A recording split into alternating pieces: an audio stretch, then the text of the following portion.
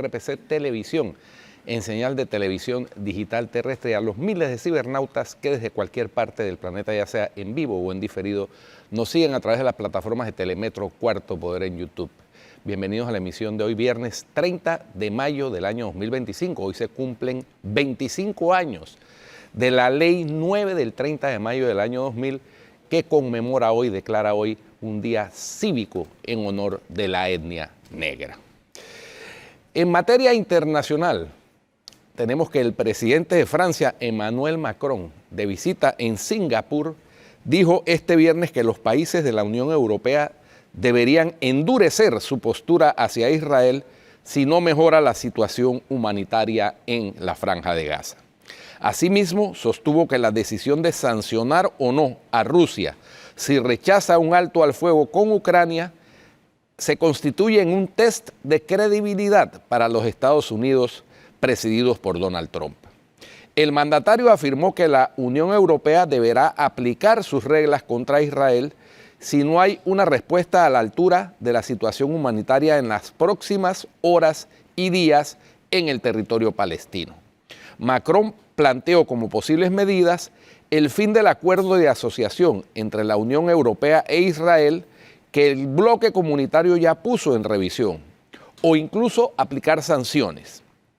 Tenemos que endurecer nuestra posición porque hoy en día es una necesidad, pero todavía tengo la esperanza de que el gobierno de Israel cambiará la suya y tendremos por fin una respuesta humanitaria, agregó Macron. Dijo que reconocer al Estado palestino no es solo un deber moral, sino una exigencia política, pero también enumeró algunas condiciones para hacerlo, como la liberación de los rehenes israelíes. El presidente francés, quien ha hecho comentarios en la misma línea en su viaje por el sudeste asiático, incluyendo en Indonesia, país de mayoría musulmana, muy firme en su defensa del pueblo palestino, fue secundado por el primer ministro de Singapur, Lawrence Wong, quien sostuvo que las acciones de Israel en los territorios palestinos están causando un desastre humanitario que resulta inaceptable. Macron también envió un mensaje a Estados Unidos respecto a su postura frente a Rusia. El mandatario señaló que si Moscú no está listo para hacer la paz, Washington debe confirmar su compromiso de imponer sanciones. Es un test de credibilidad para los estadounidenses, declaró. Hablé hace 48 horas con el presidente Trump, que hizo notar su impaciencia. La pregunta ahora es, ¿qué hacemos? Nosotros estamos preparados, concluyó Emmanuel Macron. Por otra parte, el presidente estadounidense Donald Trump anunció que este viernes ofrecerá una rueda de prensa conjunta con Elon Musk en el despacho Oval para marcar el que describió como el último día del también dueño de SpaceX en la Casa Blanca. Este será su último día con nosotros, pero no realmente, porque siempre estará con nosotros ayudándonos todo el tiempo. Elon es fantástico, escribió Trump en su red social Truth Social, al confirmar el evento previsto para la 1:30 de la tarde, tiempo del este. Musk, quien desempeñó durante 6 meses el rol de asesor especial presidencial al frente del Departamento de Eficiencia Gubernamental, DOGE por sus siglas en inglés, confirmó el miércoles su salida del Ejecutivo en un mensaje publicado en X, donde agradeció la oportunidad de participar en la reforma del gasto federal. A medida que mi tiempo programado como empleado especial del gobierno llega a su fin, me gustaría agradecer al presidente por la oportunidad de reducir el gasto superfluo, expresó. En una entrevista con la cadena CBS emitida esta semana, Musk expresó su decepción con el plan fiscal de Trump, al que calificó de proyecto de ley de gasto masivo, que aumenta el déficit federal y socava el trabajo realizado por el DOGE. Creo que un proyecto de ley puede ser grande o puede ser hermoso, afirmó, pero no sé si podría ser ambas cosas. La Casa Blanca respondió ayer jueves rechazando las críticas del empresario. En un comunicado, defendió la política fiscal del presidente y agradeció a Musk por su servicio como asesor. Por último, el régimen de Corea del Norte anunció la reestructuración de su cúpula militar esta semana, tras el bochornoso fracaso de la botadura de un nuevo destructor y en medio de un aumento en la retórica belicista contra los Estados Unidos. La purga fue informada este viernes por la agencia de propaganda KCNA, que indicó que los cambios fueron decididos durante una reunión encabezada por el dictador Kim Jong-un. Durante el encuentro, celebrado el miércoles en el seno de la Comisión Militar del Partido de los Trabajadores, se nombraron 6 nuevos comandantes de unidad de cuerpo, así como a los nuevos directores de la Oficina de Artillería y de la Oficina de Seguridad. También se designaron varios comisarios políticos. Esta purga se produjo poco después de un bochornoso incidente durante la botadura de un nuevo destructor norcoreano que zozobró parcialmente el pasado 21 de mayo. El dictador Kim Jong-un presenció el acto y calificó el fallo como un acto criminal intolerable. Según medios estatales, varios altos funcionarios fueron arrestados, entre ellos el subdirector del Departamento de Industria de Municiones del partido.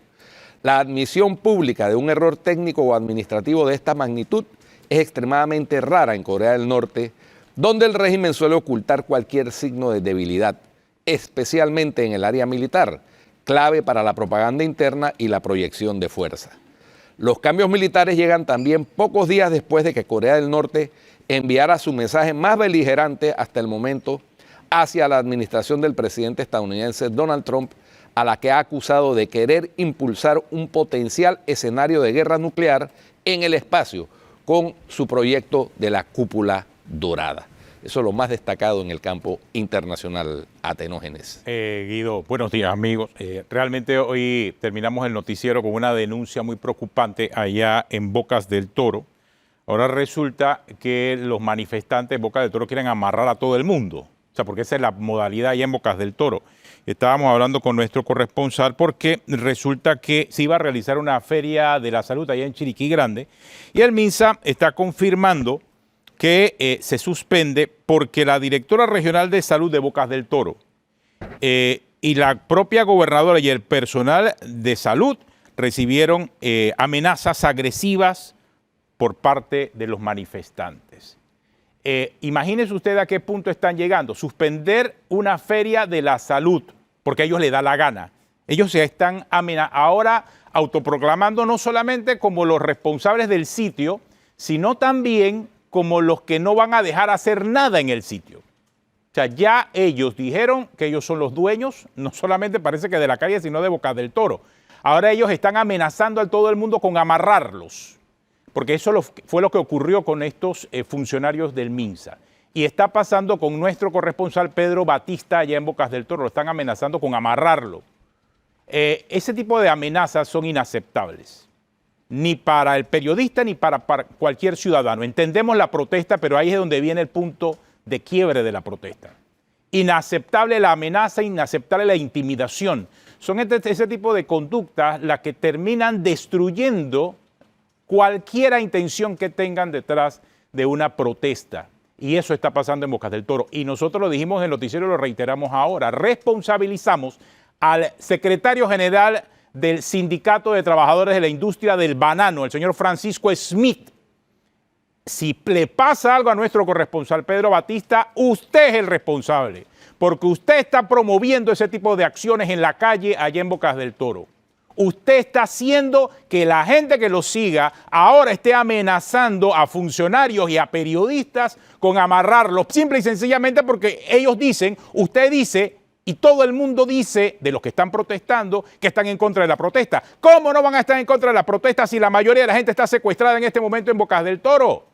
Obviamente van a estar en contra de sus acciones, que nadie termina de entender porque están destruyendo el empleo, están destruyendo la economía en Bocas del Toro.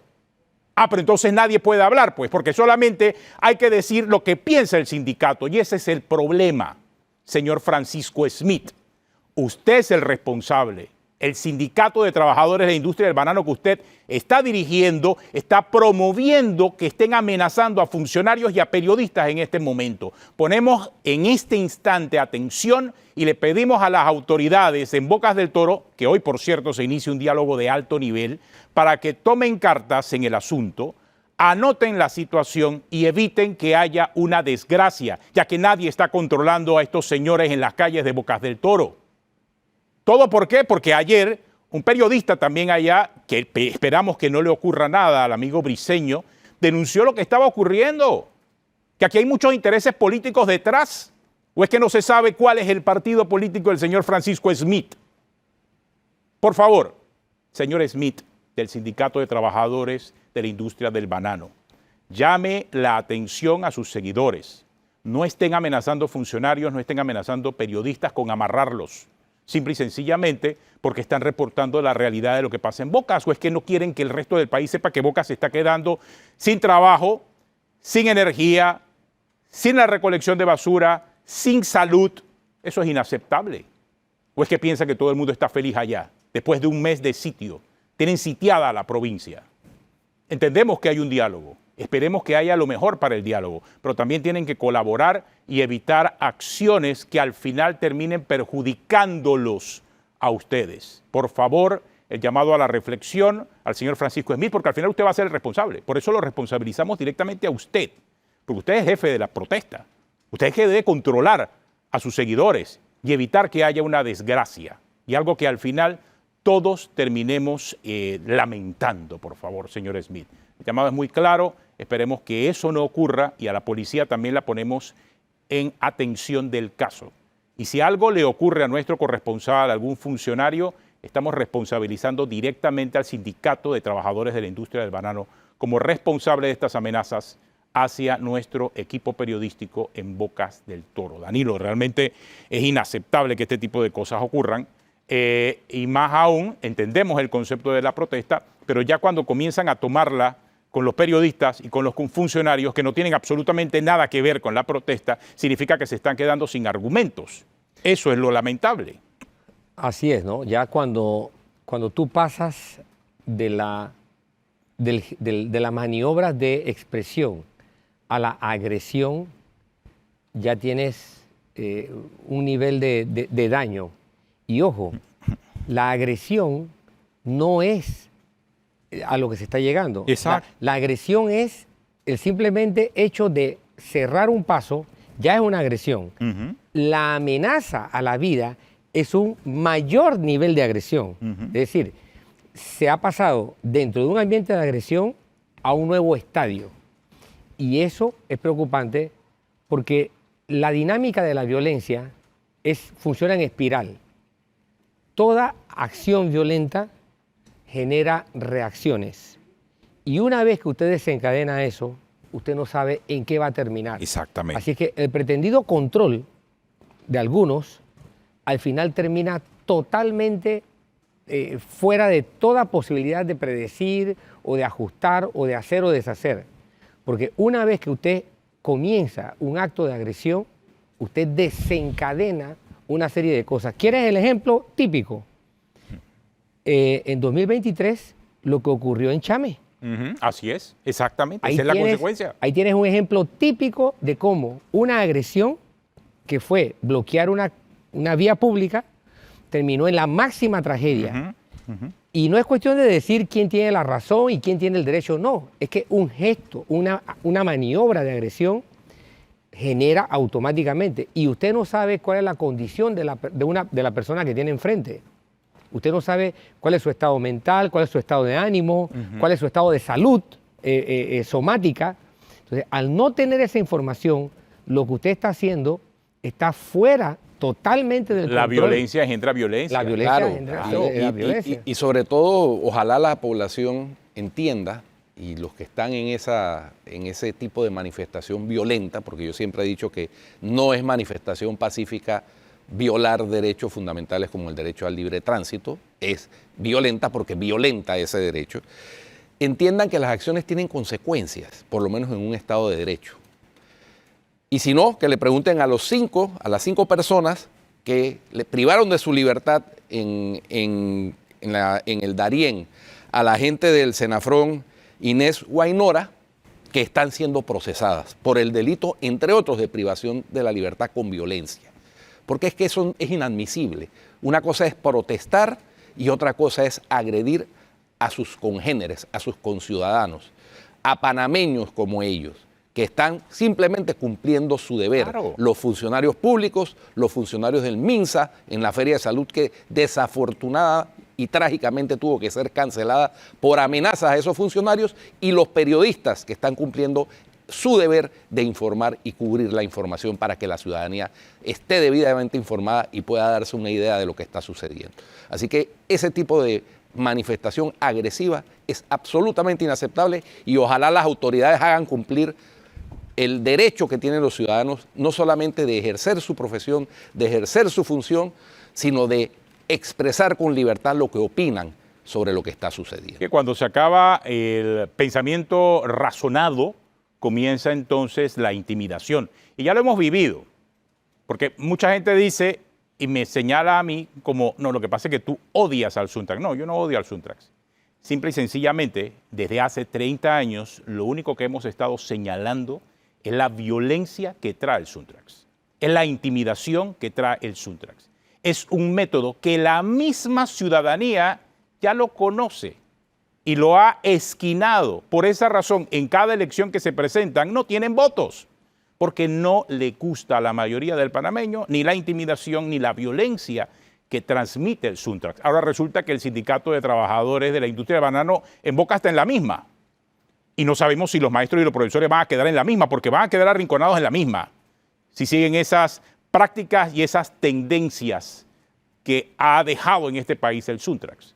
O sea, se pueden conseguir muchas cosas sin necesidad de intimidar y agredir, porque ya cuando intimidas y agredes, como está pasando también en muchas escuelas, a padres de familia o a tus colegas, simple y sencillamente estás demostrando que no tienes la razón, porque no hay oportunidad de una discusión razonada, ni un argumento lo suficientemente fuerte para que pueda ser discutido. Y ese es el problema. Ese es el problema que ahora mismo estamos teniendo con estas manifestaciones y protestas. Porque como resulta que ellos piensan que estás en contra de ellos, simple y sencillamente, porque estás transmitiendo la verdad de lo que pasa en la provincia. Tienes sitiada la provincia hace un mes y que tú quieres que todo el mundo esté feliz. La gente no está feliz, obviamente. La gente está disgustada, la gente está afectada, la gente está perdiendo dinero, la gente está pasándola mal, la gente está teniendo hambre, pero no, ellos piensan que hay que seguir viviendo en función del aislamiento que tienen con la provincia. Y cuando los periodistas se lo dicen, cuando se trata de llevar atención a la comunidad, ¿con qué reaccionan estos grupos? Con violencia. Ahí lo estamos viendo. Responsabilizamos al Sindicato de Trabajadores de la Industria del Banano por lo que puede ocurrirle a nuestro periodista Pedro Batista allá en Bocas del Toro. Y a cualquier funcionario, y a cualquier persona.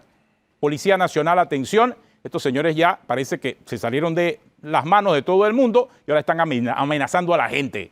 El que no piensa como ellos ahora quieren amarrarlos. Esperemos no ver esas imágenes. No, y lo que los tiene, estamos advirtiendo. Los que los tiene molestos a Tenógenes seguramente es la denuncia que se hizo a través del noticiero de Telemicro Matutino de que están financiando con billetes de $100 los cierres. Que alguien está financiando eso con billetes de $100. Mientras el resto de la población está pasando páramo, el Niágara en bicicleta, como se dice, ahí los que están protestando están recibiendo dinero en furioso efectivo para mantener esas protestas. Habría que investigar de dónde viene ese dinero. Así es. Y el señor Smith indudablemente quiere ingresar al cuadro del deshonor, en donde ya está en la memoria colectiva el otro dirigente bananero que causó la desgracia de Puerto Armuello, el señor Morris. Que en paz descanse y que Dios lo tenga donde se merezca. Eso parece que quisiera el señor Francisco Smith, ingresar a ese cuadro de deshonor. Muy lamentable la situación, pero bueno, tenemos una pausa, estamos hoy con Danilo Toro analizando la situación política del país, regresamos en unos minutos.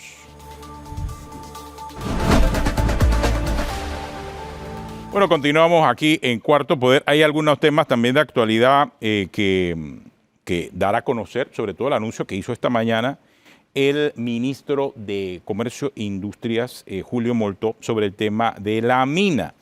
El ministro de Comercio e Industrias anunció ya oficialmente este día a las 7 de la mañana en una conferencia de prensa, específicamente la ejecución del plan de preservación y gestión segura de la mina de cobre en Donoso, un plan que va a llevar adelante se va a llevar adelante con fondos y recursos de la propia empresa minera, según la información que él mismo dio a conocer.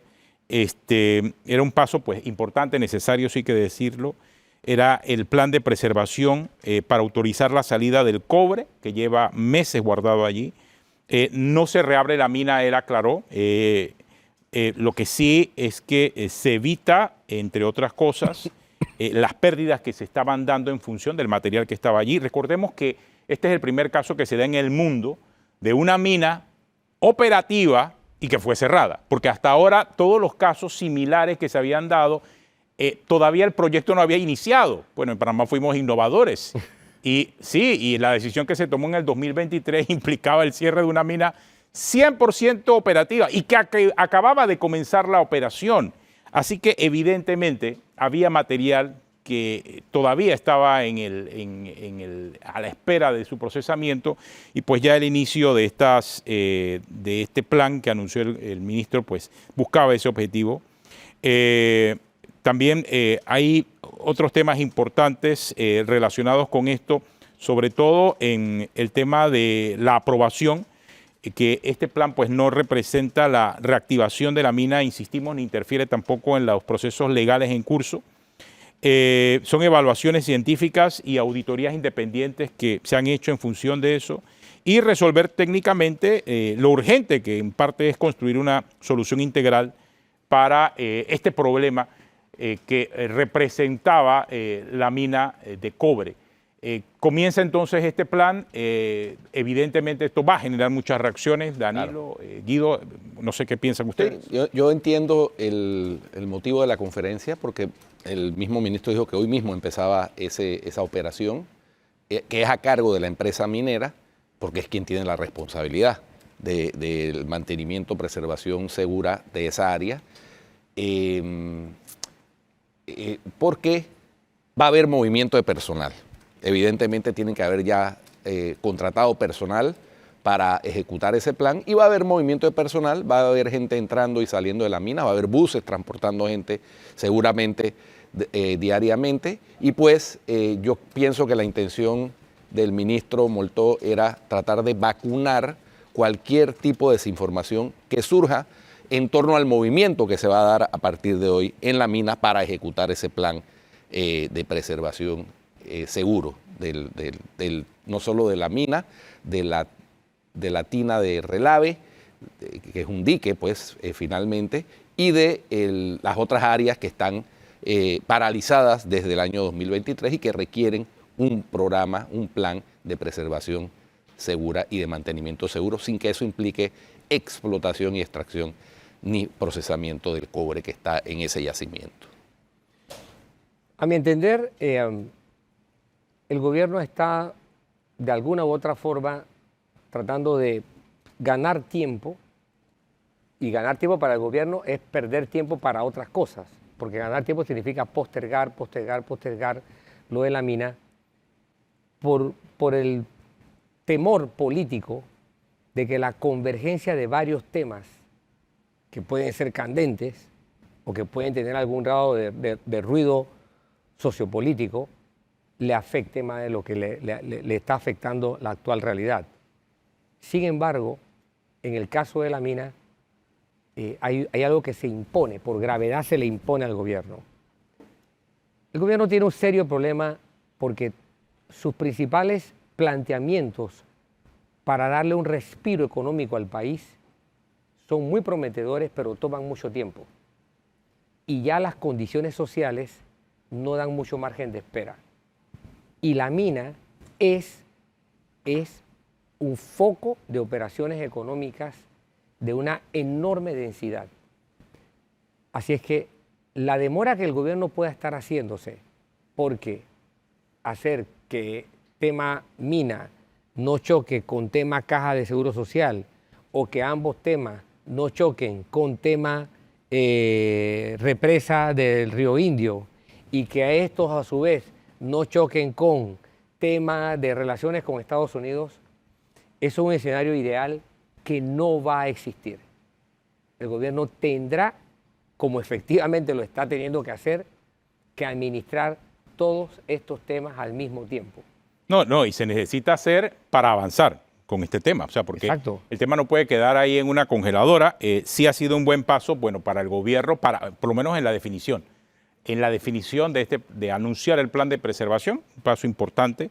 El hecho de que no es la reapertura de la mina, sino simple y sencillamente tratar de limpiar de manera segura lo que hay allí en este momento. Y darle mantenimiento Y darle a las instalaciones, mantenimiento, porque claro. es que esas instalaciones, si no se les da mantenimiento, se deterioran. Y Toda. recordemos que ese deterioro puede ser parte integral de una posible reclamación, porque los arbitrajes están suspendidos, Por supuesto. no están cancelados. Y todo aparato Entonces, mecánico claro. que tú no tienes en operación, solo por tenerlo apagado, se Se deteriora. deteriora, y más en nuestro ambiente todo. húmedo tropical, ¿no? Obviamente. Si no enciendes ese complejo industrial mecánico que hay allí, sencillamente se va a deteriorar y es lo que siempre se ha dicho, ¿no? El estado actual de la mina es el entorno de mayor riesgo. Si la discusión de los ecologistas o de quienes adversan al proyecto minero es que esto se quede así para que no haya explotación minera, pues lo peor que le puede pasar a Panamá es que esto se quede así. Sí. Es lo peor que, Eso, es lo peor que le claro, puede eso ahí sí va a ser un desastre ecológico. Ahí va a de haber verdad. un desastre, efectivamente. Así es. Así que bueno, Bueno, vamos lo que hay es que darle seguimiento a ese plan. Exacto. Pero bueno, para que la ciudadanía sepa que los movimientos que se van a dar a partir de hoy, según dijo el ministro, en la mina son para eso, no para otra cosa. Porque como estamos en la época de la desinformación a través de redes sociales, y creo que créeme que ya debe haber circulando Claro. cualquier cantidad de Y me desinformación. imagino que ese fue el objetivo del ministro de Comercio de hacer la conferencia de prensa tan temprano, ¿no? Porque si iban a comenzar las actividades debía anunciarse. Ya pues el paso se dio. Yo creo que es importante pues que comiencen a anunciarse ya los movimientos que se están dando allí y que el plan de preservación se ejecute. Así que bueno, estaremos muy atentos a que eso pase. Mientras tanto, hay otros temas también rondando y ha sido una semana política, Danilo, bastante compleja. O sea, arranquemos que la semana política de hoy viernes comenzó el viernes pasado. Así es. Y yo lo decía en el noticiero, cuando la expresidenta Mireya Moscoso soltó la bomba esa de que había recibido información de que habían algunos diputados que estaban incómodos y que pudiesen estar planificando realizar y maniobrar en función de lo que dice la Constitución sobre el presidente de la República. Y decimos esto porque se habló mucho de un golpe de Estado. Ella particularmente no habló de un golpe de Estado, pero sí habló de subvertir el orden constitucional para ver de qué forma, aprovechando el hecho de que el presidente no tiene vicepresidente, la Asamblea pudiese maniobrar y echar mano de la Constitución en función de eso, y quizás hasta pedir un adelantamiento de elecciones, un tema que aquí hemos tratado en el programa. Y más porque la Constitución permite ese escenario ante la ausencia de un vicepresidente, eso sí, antes que el mandatario cumple los 2 primeros años. El presidente Mulino apenas está cumpliendo 11 meses. Y vemos entonces el nivel de convulsión que hay. Protestas, manifestaciones, educación, Bocas del Toro, Suntrax. Sí, ahí, como decíamos más temprano, yo lo que veo es un escenario en el que primero había que aclarar los términos, ¿no? En Panamá, subvertir el orden constitucional es un delito, es una agresión a lo establecido. Pero la misma Constitución plantea mecanismos para alterar la condición del poder constituido, en este caso del presidente de la República. Entonces, el hecho de que existan quienes quieran barrer con el Ejecutivo, o que hayan existido, o que estén en proceso de existir esto, habría que distinguirlo si es bajo la figura de lo ilegal o es bajo la figura de lo legal, porque la Constitución establece mecanismos para someter al presidente a juicio y a medidas de control que podían dar al traste con su periodo. Ahora bien, la pregunta ¿es esa la condición actual del centro de poder político en Panamá? ¿Es esa la condición actual del presidente Mulino? A mi criterio hay riesgos. No creo que esa sea la condición. Así que quienes se lo hayan propuesto o quienes se lo quieran proponer, tienen que ser vistos bajo la perspectiva de un análisis de riesgo. Y hay que pensar a qué responde que exista esa clase de conducta política, en el caso de Panamá. Entonces, lo primero que debemos hacer es un diagnóstico sobre el centro de poder. Y hay que entender que hay condiciones que el centro de poder debe reconocerse. Hay factores de riesgo. Repito, hay factores de riesgo que el centro de poder político debe identificar. Y esos factores de riesgo que yo le he estado diciendo desde hace semanas, meses incluso, son el aislamiento al que el gobierno ha quedado sometido, la soledad política, eso que tú señalabas, la no existencia de un vicepresidente, el coeficiente de fricción que ha tenido este gobierno, ¿no? El desgaste que ha tenido en la gobernanza, que ha sido mucho. Para un gobierno de un año se siente el peso de un desgaste. Y por último, el no haber presentado espacios para que distintos sectores políticos converjan en el poder. Claro, existe el deseo de todo político de decir, yo fui elegido para gobernar y voy a hacer eso con quien yo considero que lo puedo hacer de manera cómoda. Ese es el condicionamiento óptimo, pero no estamos en situaciones óptimas. Por lo tanto, si el centro de poder no reconoce que hay espacios que deben ser cubiertos por posiciones políticas que originalmente puede que no hayan respaldado al presidente, pero que representan sectores y que podían ayudar a estabilizarlo, es sano para el propio gobierno identificarlos y tomarlo en consideración. A mí me sorprendió la forma en que el presidente se evaluó a sí mismo al cabo casi de un año. Y eso tenemos que verlo con conductas políticas de distintos tipos, porque no solamente están esas, no solamente están las que se podían ir por la vía jurídica, legal, de decir, sometamos al presidente a juicio. No, están también los conspiradores que quieren cualquier forma y están otros mecanismos de afectación política seria. Porque el caso de Bocas del Toro hay que verlo de esa perspectiva. Claro, claro que sí. O sea, Bocas del Toro no es solamente un foco de tensión de un sindicato, no, es la expresión de un fenómeno político, a mi criterio. Que nadie ha negado. Exacto. Pero Que ojo, nadie ha negado. Pero ojo, a mi criterio, Bocas del Toro es el más gráfico ejemplo de un proceso de involución. ¿Por qué está involucionando? ¿Por qué está echando hacia atrás? Pues bien, antes con United Fruit, ahora con Chiquita, Bocas del Toro ha tenido una presencia de una economía monocontrolada. O sea, es una provincia que depende fundamentalmente del peso específico de un tipo de negocio.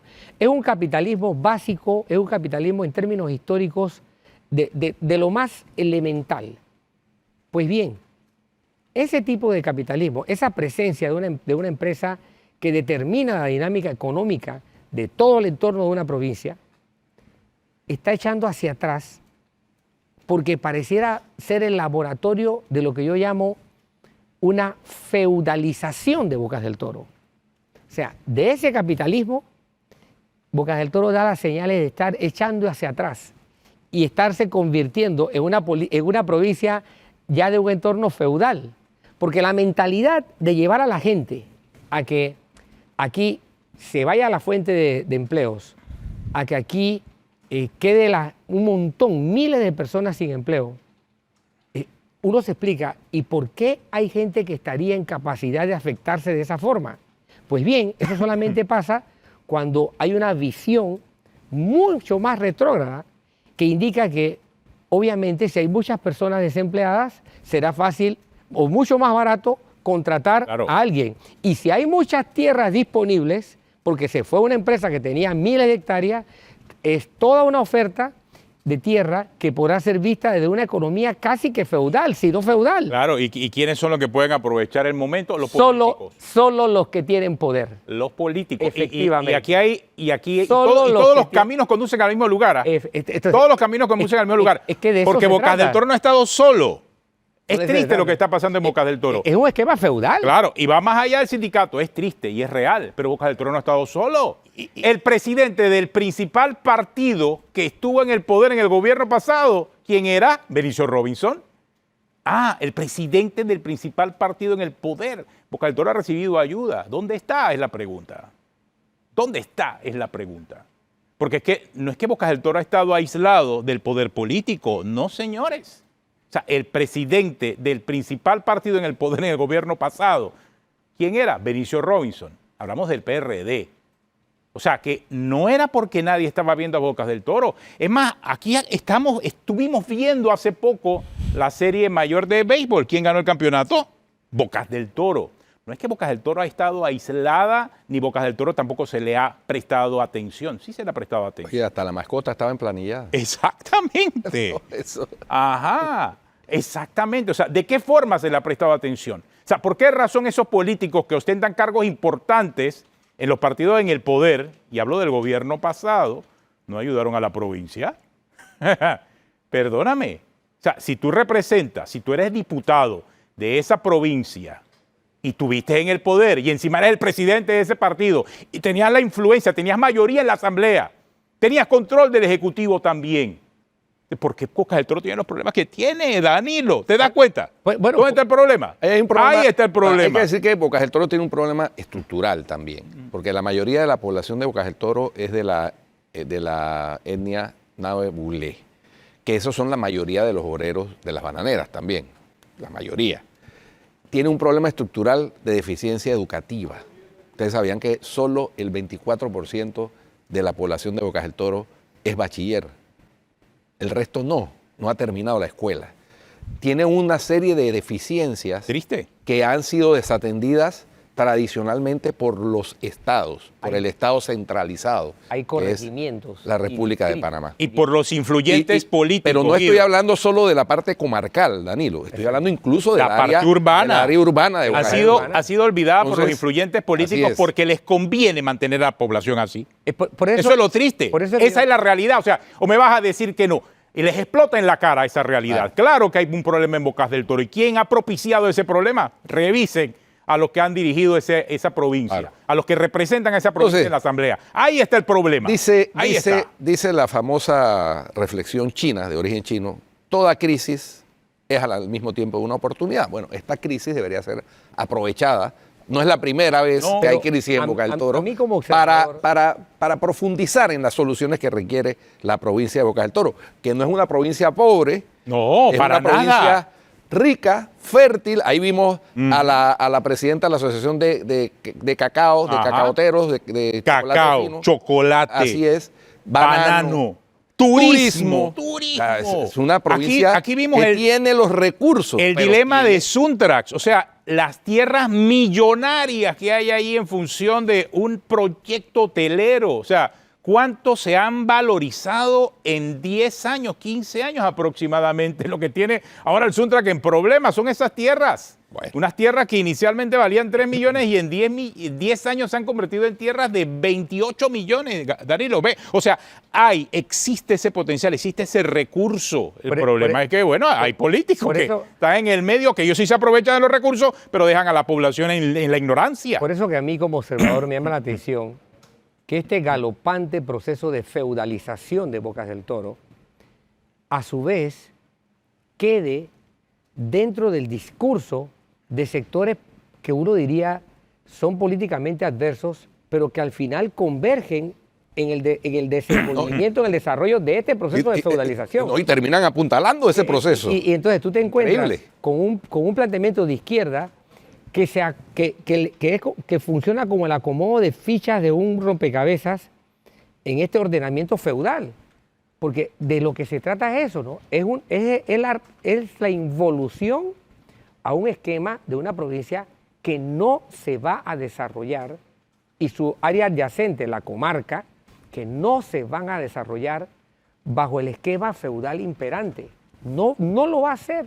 Los indicadores de salud de los distritos y de los corregimientos y distritos de la comarca que hace frontera con Bocas del Toro son de los peores del país. Enfermedades infectocontagiosas tradicionales. Viven imponiendo la vida y la muerte en Bocas del Toro. Claro. De hecho, la expectativa de vida de los habitantes de Bocas del Toro es menor que la del resto del país. Así es. Entonces, así es. O sea, tiene los indicadores, tiene indicadores monstruosos de VIH, tiene indicadores terribles de enfermedades gastrointestinales, de enfermedades respiratorias. O sea, todos los peores indicadores de salud tú los puedes encontrar allí. Ahora va a tener los peores indicadores laborables. Una provincia que lo tiene todo. Y va a tener los peores indicadores de educación también. Entonces, esta echada hacia atrás, este proceso de involución, va ritmo a un esquema feudal del que yo me pregunto, ¿cómo se va a recomponer esto? Bueno, Es que ni con una revolución. pero allá vamos. La declaratoria del estado de emergencia, para mi gusto, brinda una oportunidad para que el gobierno, esta administración, de una vez por todas, enfrente la grave problemática estructural que tiene la provincia de Bocas del Toro.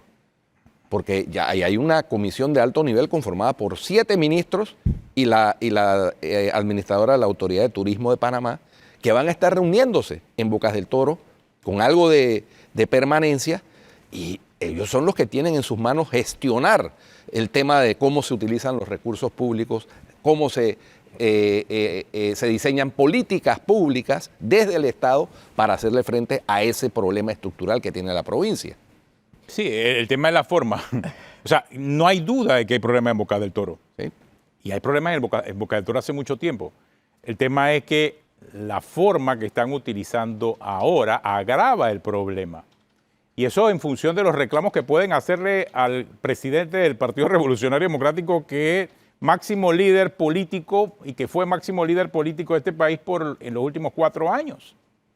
Y que en su voz estaba el representar esa provincia, que después de todos los años que ha estado en la Asamblea sigue teniendo los mismos problemas con los que él comenzó y las razones por las cuales él se motivó a ser político. No se han podido resolver. Y él ha tenido el control de la Asamblea. Y él ha podido influir en eso, en el Ejecutivo, desde la Asamblea para hacer esos cambios en Bocas del Toro, y no han podido darse los cambios en Bocas del Toro. Ese es el gran enigma que tengo. Ahora, la eficacia gubernamental. Tengo una pausa. Sí le recordamos que casualmente nosotros en la edición estelar de Telemetro Reporta del lunes vamos a estar hablando de la situación en Bocas, pero también entender lo que pasó en Puerto Armuelles, porque aquí hablamos mucho de Puerto Armuelles, pero hay que entender lo que pasó en Puerto Armuelles. ¿Cómo está ahora Puerto Armuelles y cuáles fueron las consecuencias que llevaron a Puerto Armuelles a la situación en que se encuentran? La realidad de Puerto Armuelles es encontrar la comparación con lo que está pasando ahora mismo en Bocas del Toro. Eso va a ser el lunes en la edición estelar de Telemetro Reporta. Tenemos una pausa y ya regresamos aquí en Cuarto Poder hablando con Danilo Toro este día.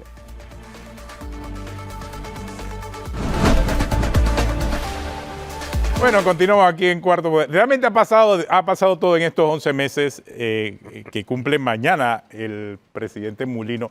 Pero más ha ocurrido en los últimos 30 días. Oh, sí. No, más ha ocurrido en los últimos 30 días. Y porque hoy, casualmente, el 30 de mayo, se cumple un mes. Ustedes se acuerdan de la reunión y la conferencia que hicieron todos los líderes políticos opositores de Panamá y la sociedad civil sobre la famosa declaración conjunta en contra del memorándum firmado por Panamá y Estados Unidos. O sea, revisemos, eso fue hace un mes nada más. Eso fue hace un mes.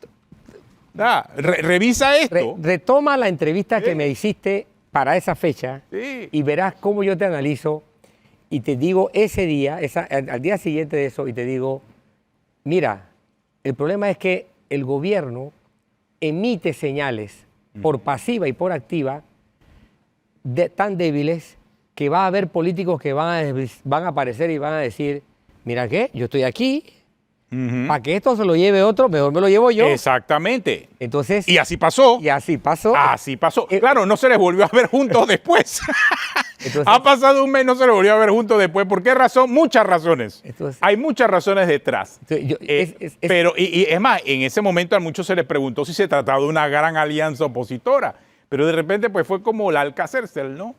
Aparecieron. Hubo mucha espuma y de repente, pero es que después de un mes no hay más nada de eso. Pero es que la dinámica del poder, la dinámica política, en la lucha por el poder, eso iba a ser automático.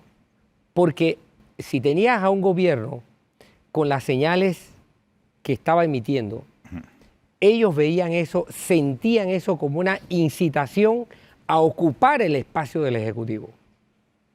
Y ojo, todavía esto no está resuelto desde la perspectiva del centro de poder. El centro de poder, el Ejecutivo, el señor Mulino, sus colaboradores inmediatos, los ministros, deben entender que su dinámica debe romper, debe ser capaz de vencer los 4 aspectos que ya yo mencioné que han definido su dinámica a lo largo de este primer año. Y eso solamente se va a dar si ellos parten de un diagnóstico más realista que el que hayan podido haber hecho hasta hoy. De lo contrario, créanmelo, va a regresar esta sensación de que, ¿sabes qué? Yo estoy aquí, a disposición, dispuesto a sacrificarme por la patria. Maestro. M aquí. Pero, y el problema es que no estamos hablando de un gobierno que cronológicamente está en una fase tardía. No, para nada. Parte de la incitación por pasiva que se genera es por el hecho de que estamos hablando de un gobierno todavía muy joven. No, y sí tuvo un impacto, definitivamente tuvo un impacto en ese gobierno que estaba comenzando apenas. Así es. Ese gobierno que estaba comenzando apenas. Y también hubo un impacto en los grupos políticos detrás de ese primer llamado que fue hace un mes específicamente. Obvio porque las elecciones acababan de pasar y yo particularmente, que hemos visto ya varias elecciones en el camino, veíamos muy temprano estos pronunciamientos y estos anuncios, sobre todo entendiendo que el primer año, los primeros 2 años, son relativamente tranquilos en cualquiera de los gobiernos que hemos visto recientemente, incluyendo el de la pandemia, el del señor Cortizo. Claro, pero... que pasó por eso en los primeros 2 años. Pero esta administración decidió marcar su hoja de ruta de cómo abordar los principales problemas y dijo que los iba a abordar en el primer año. Claro. Por eso es que ese primer año no ha sido tranquilo. Con un agravante. Y a eso le sumamos el arribo a la Casa Blanca del señor Donald Trump y sus Le agregó otro elemento. desafortunadas declaraciones de retomar el canal de Panamá. En química eso se le llama catalizador. Catalizador, así es. Entonces, reacción. se produjo esa reacción. Pero yo quería preguntarle a Danilo, porque en el bloque anterior planteaste algo muy interesante. Ayer al presidente, cuando le hizo la pregunta Gonzalo Lázari de Arca Media sobre el tema de la conformación del gobierno y la evaluación, le dijo, y si tenía previsto hacer cambios en el gobierno, la respuesta del presidente fue que no tenía previsto hacer cambios y que la evaluación, que lo cogía fuera de base con la evaluación de los errores que había cometido, pero que iba a expresarlas en su balance en la Asamblea el 1 de julio. Pero ayer hubo un cambio de viceministro, ¿no? Ayer, al mismo tiempo que dijo, se designó una nueva viceministra de Asuntos Indígenas, que debo yo amarrar esa designación con el manejo de la crisis en Bocas del Toro, necesariamente. No sé si es una apreciación o análisis equivocado, pero tendría que la única manera para cambiar un viceministro en medio de esta crisis es porque va a entrar una viceministra a hacerle frente a eso, con más bríos que quizás que quien estaba antes. Sería el segundo viceministerio en tener un cambio en medio de una situación de tensión, porque el primero fue de la Cancillería. Sí. Y hubo uno, pero que pasó casi desapercibido, que fue en el Mides. En el Mides, ¿sí? exacto. El viceministro Ricardo Landero salió. Exacto. Aquí lo relevante, a mi criterio, es el hecho de que el gobierno, todavía teniendo pendiente una autoevaluación, no percibe cuáles son los puntos de desestabilización que se dan no solo por acción de sus oponentes, sino por debilidad de su gestión. Es decir, el gobierno tiene que ser capaz de identificar qué debilidad y qué espacios de vulnerabilidad ha dejado expuestos. Porque yo te lo tengo que reconocer. En Panamá no se ha presentado una oposición a estilo de decir, señores, apártense que voy a atacar. No. Pero es que no debía aparecer todavía. No la ha habido. Y no debía aparecer todavía. Por eso es que lo que ocurrió hace un mes, obviamente encendió todas las alarmas de parte del presidente. Es lógico. Ahora, por eso es que hemos visto tantos hechos importantes a nivel político en el último mes. Eso no fue un hecho aislado. Aquí hubo una concatenación de hechos importantes que comenzaron inclusive con el asilo del señor Ricardo Martinelli a Colombia. No podemos aislar una cosa de la otra. No se puede. Está todo concatenado. Fíjate que el presidente también en la respuesta a esa pregunta de ayer plantea que su gabinete es más técnico que político. Sin embargo, y yo puedo coincidir con él en algunos ministerios. Guido, espérate. Porque sin embargo, dentro del gabinete hay miembros conspicuos del PRD. De acuerdo. Pero que están peleados con la cúpula del PRD. Pero fíjate. Hay dos ministros. Pero veamos algo importantísimo. Cuando el presidente dice, mi equipo es más técnico que político, en el contexto de una pregunta que estaba dirigida a esquinarlo hacia una autoevaluación, en realidad vamos a ver las tres cosas que el presidente está expresando. Porque hay tres cosas en todo mensaje. Lo que se dice explícitamente, lo que se dice entre líneas y lo que no se dice. Entonces lo que el presidente está diciendo es, tengo un déficit político. Sí. A un lector como a mí, como yo, Sí. el presidente está diciendo de la mejor manera que reconoce que tiene un déficit político. Bueno, ese reconocimiento el presidente tiene que llevarlo a un diagnóstico bien hecho con un tratamiento bien consistente, porque de lo contrario, ese hueco político va a agrandarse. Y esa es la parte que tal vez yo no veo clara, y quienes están siempre dispuestos a sacrificarse por la patria, seré yo, aquella postura de decir, bueno, ya que nadie está dispuesto a ir allá al Palacio de las Garzas, pues yo estaré dispuesto a ir, dirán esos políticos, siempre lo van a ver como una incitación a su decisión de tocarle la puerta al Palacio de las Garzas. Y no para visitar al presidente, sino para ocuparle la silla que él tiene. Entonces, esa incitación por pasiva que el gobierno genera merece un correctivo. Y esa es la lectura que es un buen punto, es un buen punto. Veo, o sea, veo. Tiene que verlo más allá de la política, entendiendo también que el presidente Mulino no es que no tiene partido, no tiene vicepresidente, ese punto no tiene fuerza en la asamblea, pero es el presidente y este es un país presidencialista. Exactamente. Y no podemos eso ignorarlo. Y estamos viendo que eso ya no es ninguna palabra obscena como antes pensábamos en decir que no, lo que pasa es que somos presidencialistas. Estamos viendo lo que está pasando en Estados Unidos.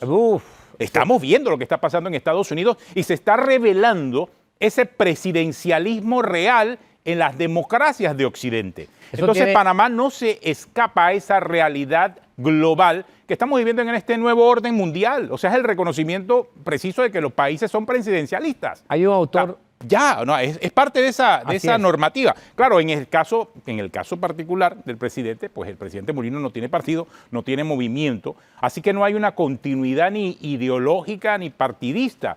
Él simple y sencillamente está cuidando los intereses del Estado y quizás más puro que eso no hemos tenido en los últimos 30 años. Más puro que eso no lo hemos tenido. ¿Cómo va a ser esa reacción? Que tú muy bien señalas, hay que verla, porque sí tiene que analizarla. Pero hay que verla a partir del lunes porque se nos acabó el tiempo, desafortunadamente. Gracias, Danilo. La otra semana la vemos. Si usted sigue en Telemetro Radio, siga con los muchachos del Brunch y en RPC Televisión la programación regular. Hasta el lunes.